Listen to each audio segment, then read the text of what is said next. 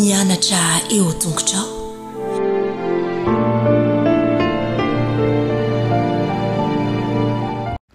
Faly miarabantsika tsirairay avindray tonga eto amin'ny fandraisana lesona ho an'ny lehibe sika amin'ity alarobia ity. Lohanderantsika ny amin'izany nefa dia vavaka sika. Tompo-tianay andreto izahay andray ny teninao angataka aminao tompo mamela ny fahatsoana sy ny elokay rehetra. Aoka ny ianao mbola zava-tsoa ny fiainanay ka tsy ho takany teo aloha intsony izahay fa ampianaro hanana fibanjinana anao sy hanana fanetsetena amin'ny fanarana ny teninao. Anaran'i Jesosy, amen. Lohateny lesona antsika androany dia manao hoe tsy sitrak'Andriamanitra ny mampahory ny olona. Hita manerana amin'ny Baiboly fa mihetsy-po matetika Andriamanitra manoloana an'ireo mijaly sy mpampahory ary mifanaraka amin'izany ny fahatezerany amin'ireo mpampijaly. Tsy ho tezitra Andriamanitra raha tsy misy ny ratsy, ny fanaovan-dratsy fanimbana ny voariny ihany ary izany hatrany mahatezitra azy. Araka ny voalaza ao amin'ny fitomanina toko 7 dia tsy sitrak'Andriamanitra ny mampalahelo ny olona. Raha dika ara-baky teny dia hoe tsy avy amin'ny fony izany.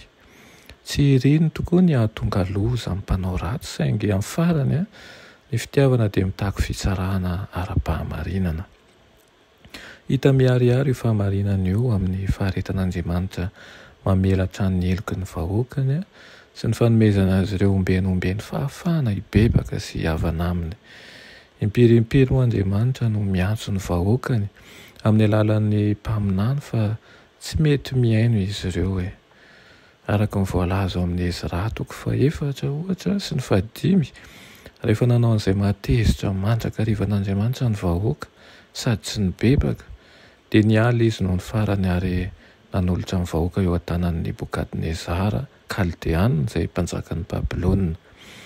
Nandefitra nefa Andriamanitra mandra-pahatonga ny fotoana izay tsy nisy nahavonjy azy intsony ary taty aoriana dia namela ny Babilôna Andriamanitra noho ny fanimbana tafahoatra nataony tamin'ny Joda. Maro amin'ireo fitsarana nataon'Andriamanitra no voalazan'ny soratra masina ho fanoloran'Andriamanitra ny vahoaka eo an-tanan'ny fahavalony. Fanaraka indrindra ny fanapa-kevitry ny vahoaka andao an'Andriamanitra sy hanompo Andriamanikafy izany. Ny hatezeran'Andriamanitra amin'ny ratsy izay afara amin'ny famongorany tanteraka ny faharatsiana tsy hisy intsony dia vokatry ny fitiavany antsika rehetra sy ny fitsinjovana izay mahasoa an'izao tontolo rehetra izao amin'ny farany izay voakasiky ny fahotana sy ny fikomiana ary ny faharatsiana ihany koa. Tokony hampieritreritra antsika izany indrindra amin'izao vanim-potoana iainantsika izao. Miaina amin'ny vanim-potoana sarotra isika ary matetika manontany tena mihitsy hoe inona no mahatonga an'izao fijaliana, io ny firenena, ny fitotonganana, io lafiny zavatra rehetra.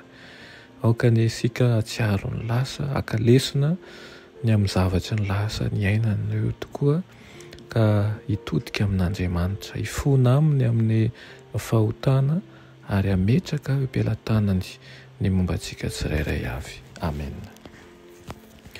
Andriamanitra ray tsara ny azan-danitra mbola misaotra anao izay ny amin'izany teninao izany mampianaro izay tompo mba hilefitra eo ambany fitahianao sy ny fitantananao rery ihany ary hahatsapa ihany koa fa tsy misy fahasambarana ho hitanay raha tsy eo aminao rery ihany. Aminaran'i Jesosy, amen.